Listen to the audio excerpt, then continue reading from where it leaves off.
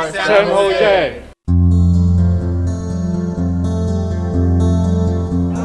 Siamo San Jose. We are San Jose. We are San Jose.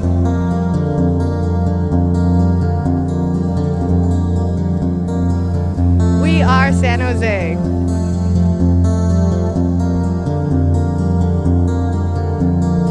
We are San Jose.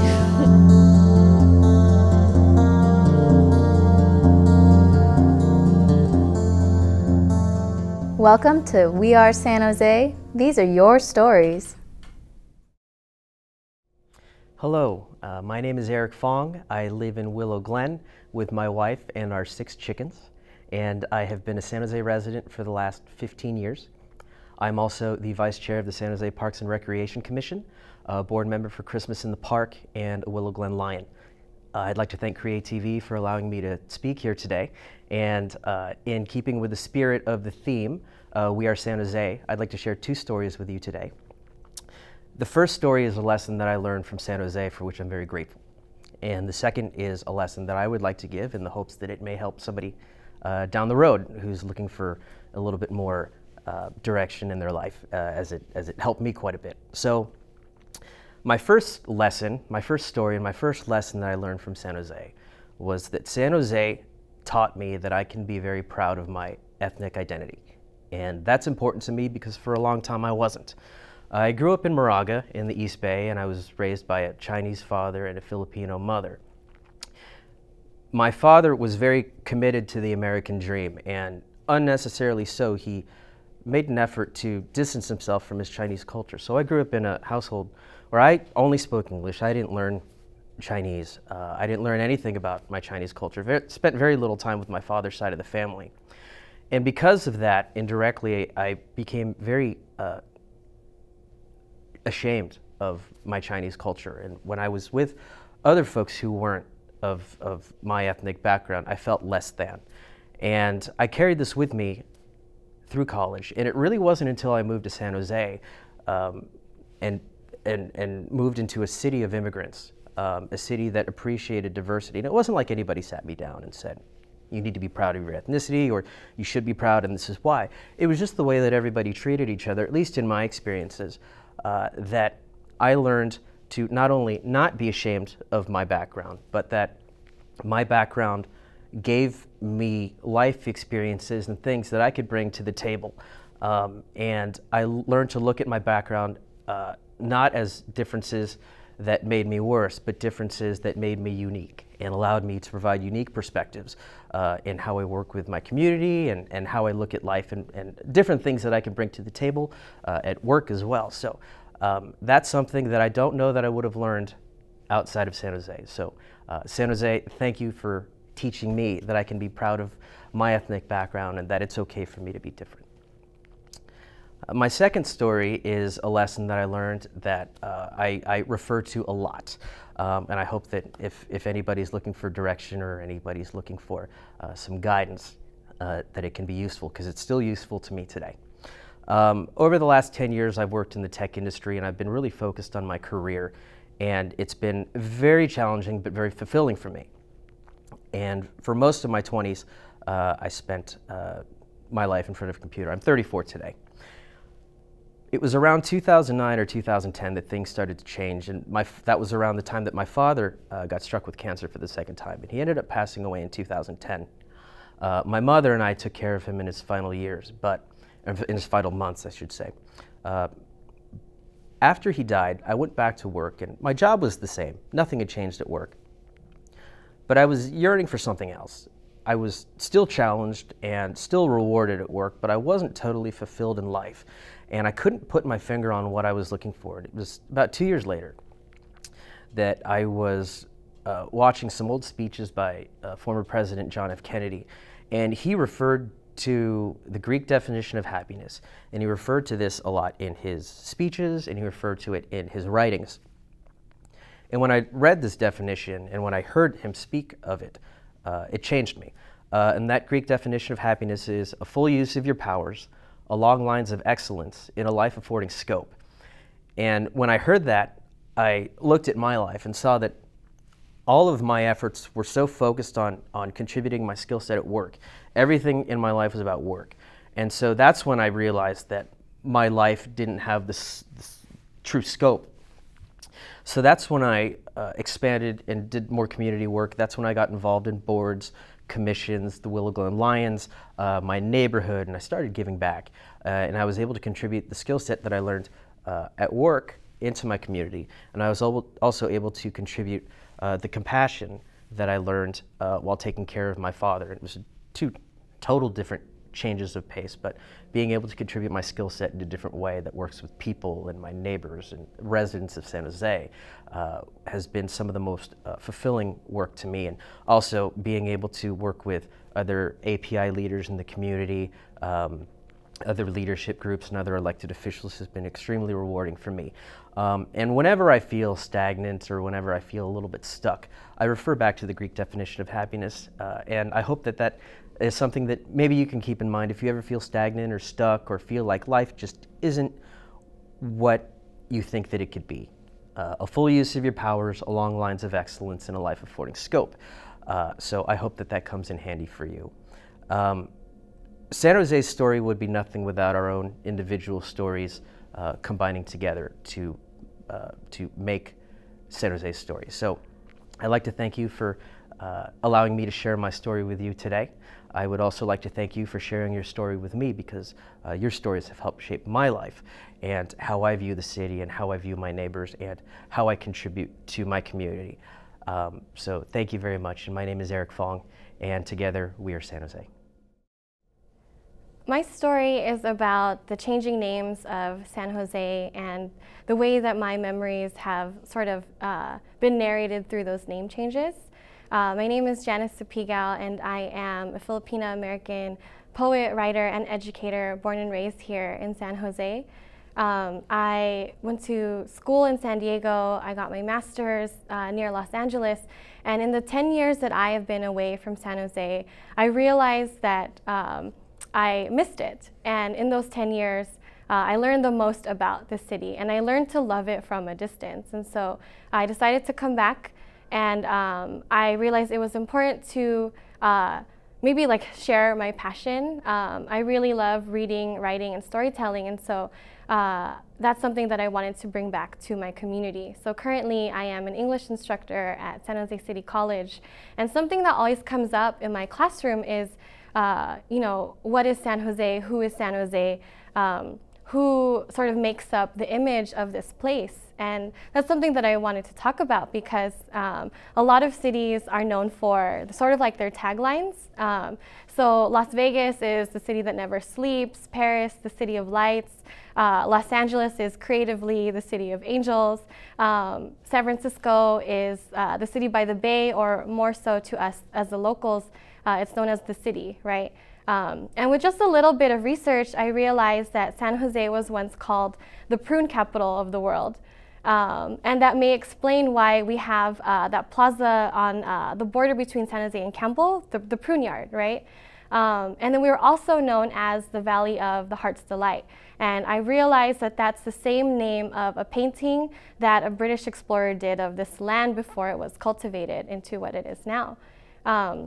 And so it's so interesting, because that change from a farmland to a place of high technology is something that really speaks to me. I have memories of my mother and my father, my mother, Felicitation Samara, and my father, John Sapigao.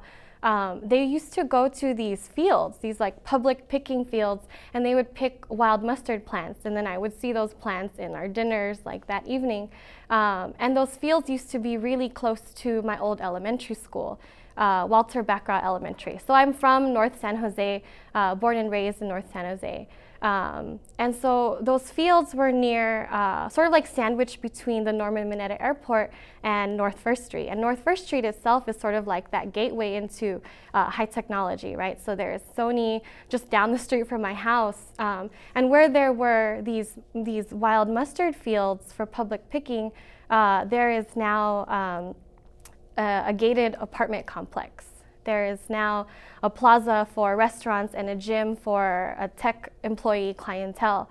There is now Qualcomm, Siemens, this other place called Magma Automation, right? So because the land use has changed, our name has changed as well. So we move from the Valley of the Heart's Delight to what is now known as Silicon Valley. And so I'm interested in sort of like that name change, like what happened. And so with even just a little bit more research, I think that something that all of the cities and their nicknames or taglines have in common is that they don't really mention the people, right? They mention what the people create. The people create lights, the people create dreams, the people create silicon, right? Or at least technology made from it. And so I am just, I realized that the Valley of the Heart's Delight sort of overlooks a lot of the Mexican American, California Native American workers who use that land. And I think it was in the mid-20th century, or in the mid-20th century when a lot of that land ownership was sort of turned over back to the state of California. And the state of California wanted to see the paperwork that showed whether or not the land was really theirs. And so it was difficult because at the time when there were land grants, a lot of those migrant workers who've settled here with their families, a lot of those Latino farmers and farmers didn't have the paperwork to show that land. But there was no paperwork to be shown, not in a way that the state of California would recognize. And so what happened was what is that notion that I'm thinking about? It's that a lot of the farm workers were land rich but cash poor. So I want to think of that notion, that iteration of being land rich but cash poor, I think is something that we can actually apply to the Silicon Valley, because the workers who maintain this land, which is now comprised of buildings and companies, right? Those workers tend to the land. And they are cash poor in compared to who owns that land now, who owns those companies. And so when I think of the workers of the Silicon Valley, I think of my mother. My mother is one of thousands of women who work in the microchips and electronics industry. And what I have learned is that the electronic industry contributes to another name for the Silicon Valley. A lot of community organizers and activists also critique the Silicon Valley for being called the Valley of Toxic Fright. And it is because these workplaces on this land that, these workplaces have a lot of like monosyllabic names, chemicals that a lot of workers can't read, understand, or remember, right? And so a lot of times workers are people who are just looking for a job. And so I believe my mother was one of those people looking for a job. And even with a bit more research, maybe you can tell I like research, but I've learned that working at an electronics plant or being a manufacturer risks one's mental, internal, physical, and probably emotional health. So, when I think of the Silicon Valley, I think of my mom going to work, and I think of maybe all of the risks that she takes just to go to work every day. And I think that the Silicon Valley is important to the state of California, it's important to this nation, and even to the rest of the world, because this is where a lot of people think of Silicon Valley as Google or Facebook or Yahoo, but I think we are so much more than those names, right? We are so much more than these nicknames. And so I guess what I want to say is that, San Jose, who makes up those names? Who makes up that identity? And it is the people. We are the people of San Jose. And I think we are more than what we produce. We are enough.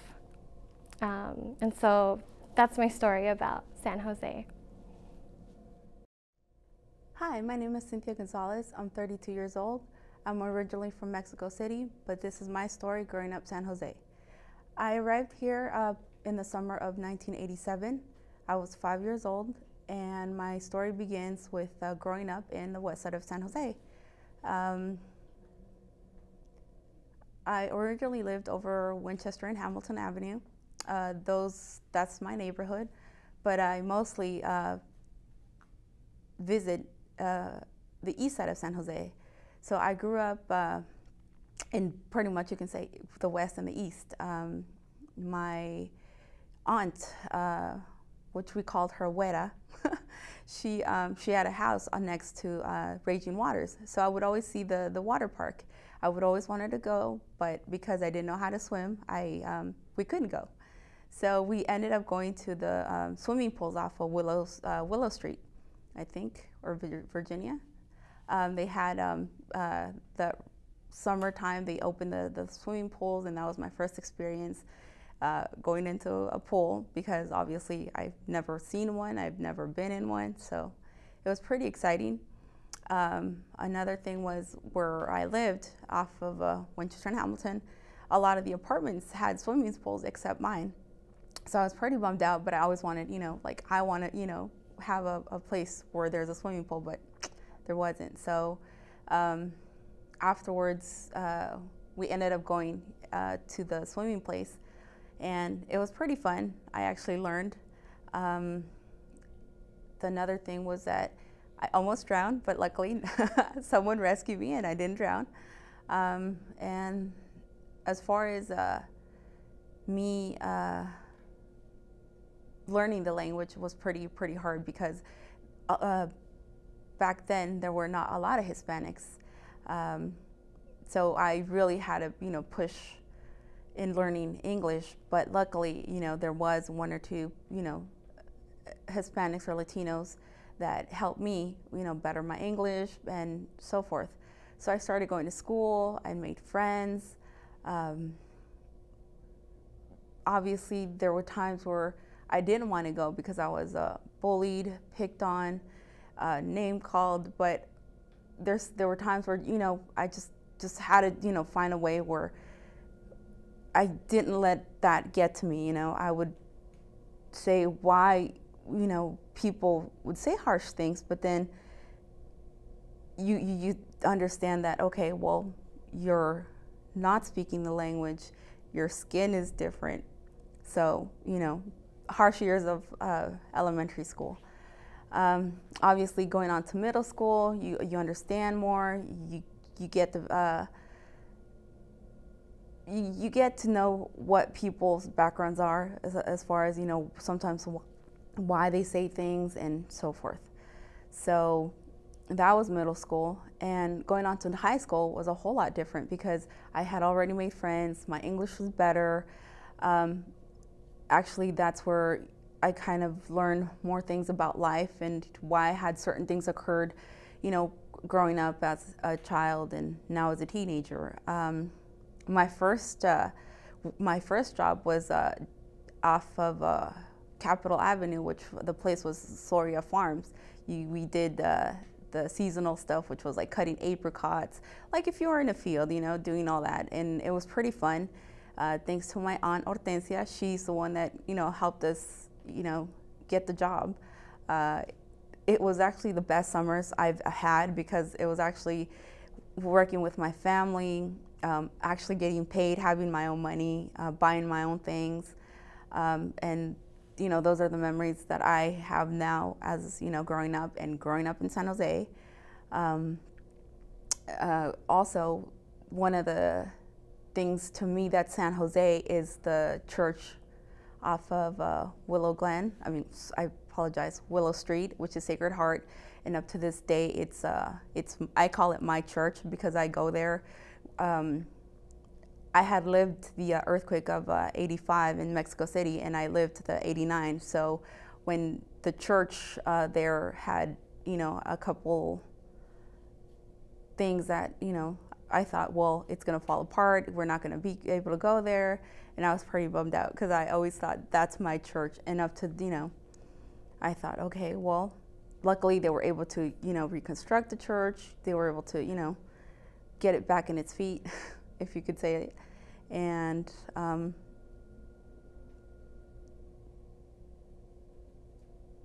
having kids was also, one of the best things I've had. I've grown up here, so I want them to be born here and to grow here. I had my kids baptized at Sacred Heart, and so I want them to, have that experience myself. I've been to other cities in Southern California. Nothing compares to San Jose. The climate, the people, the whole living in Silicon Valley. I mean, it's just an amazing place. If I had to do it again, of course I wouldn't doubt San Jose to be the city where growing up or having, raising my children, having my family, and pretty much all the best things and the bad things have happened here in San Jose. So it's something that if I die, I could say, you know what, I want to be buried in San Jose. So that's my story. My story of San Jose is growing up in San Jose and seeing all the different changes that has happened around me. My name is Laura Pesavento. I'm the daughter of John and Pat Graciano. We have lived, or my earliest recollections of living in San Jose were in the mid-70s, growing up in the College Park area at Coleman and Taylor, in a wonderful house on Walnut Street with a very quiet neighborhood and a corner market.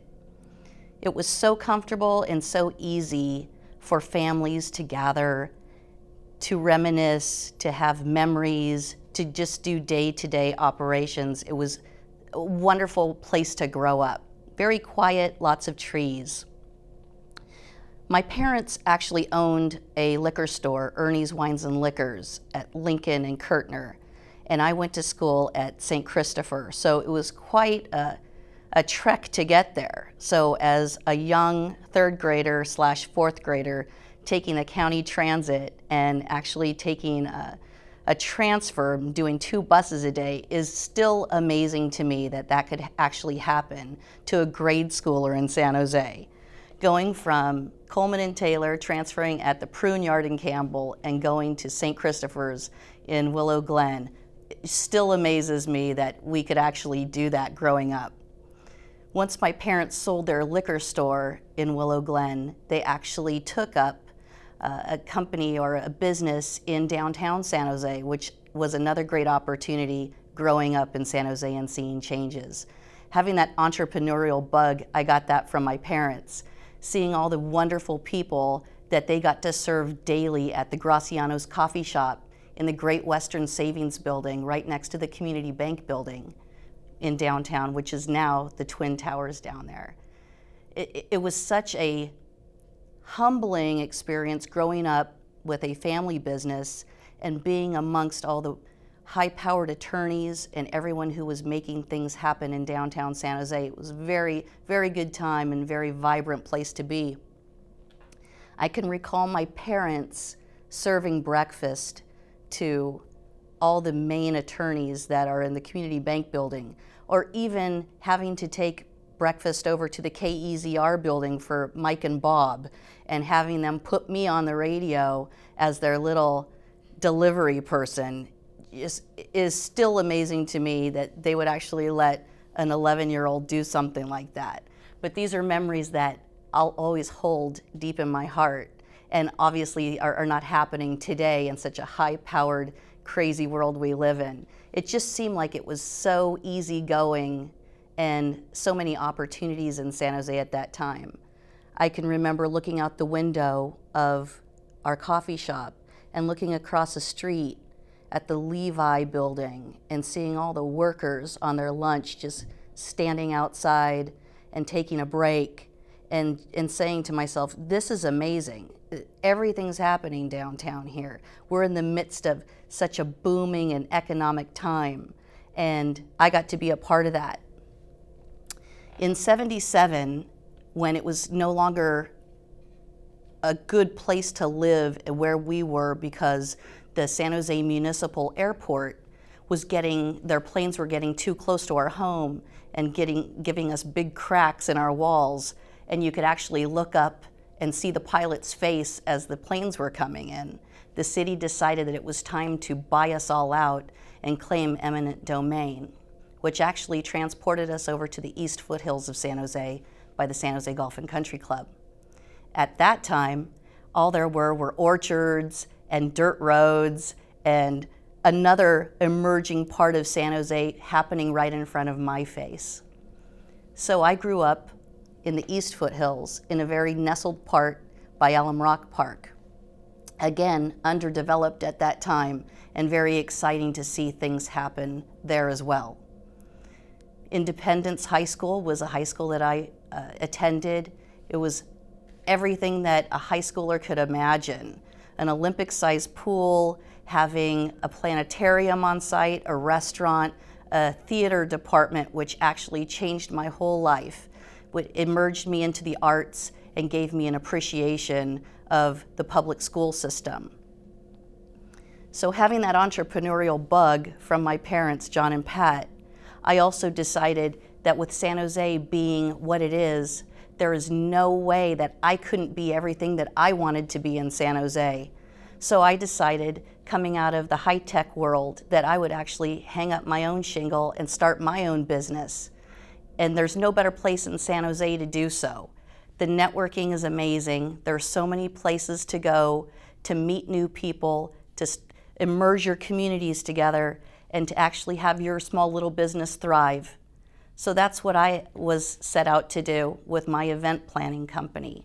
So immersing myself in downtown San Jose, joining the Capitol Club, joining Rotary, being a part of Kiwanis, this all has made me who I am today. And I think I owe it all to the people who have started their businesses in San Jose and have emerging communities that have helped young people and mentor them growing up and showing them what businesses are like. I'm so proud to be a part of San Jose. It's my mission to help San Jose be a better city today. And that's what I'm setting out to do, working for a nonprofit via services, supporting people with disabilities, and also aligning myself with people in business that I can help connect them with other people in San Jose and help make us a richer city. I'm proud to be a San Jose native. I claim myself. So I wouldn't want to be anywhere else. That's my story of living in San Jose. Thank you for joining us. We'll see you again next time.